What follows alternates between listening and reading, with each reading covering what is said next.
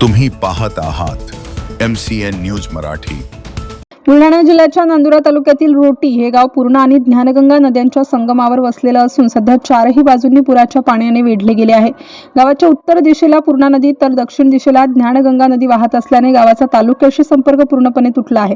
त्यामुळे गावातील नागरिकांमध्ये भीतीचे वातावरण निर्माण झाले असून अद्यापही या गावाचे कायमस्वरूपी पुनर्वसन न झाल्याने ग्रामस्थांमध्ये तीव्र नाराजी व्यक्त होत आहे।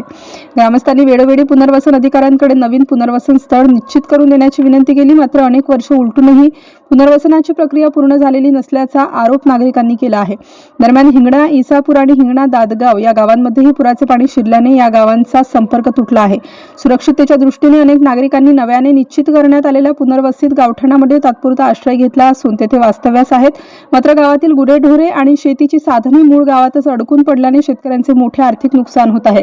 जनावरांची देखभाल, शेतीची हानी आणि वाहतुकीच्या अडचणींमुळे नागरिकांसमोर गंभीर संकट उभे ठाकले आहे।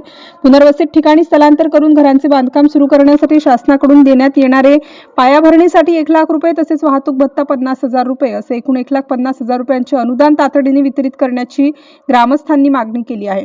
शासनाकडून हे अनुदान मंजूर असूनही त्याचे वितरण करण्यात दिरंगाई होत असल्याचा आरोप नागरिकांनी केला आहे। MCN न्यूज मराठीकरिता संपादक राजीव वाढेसह संतोष अवचार, नांदुरा।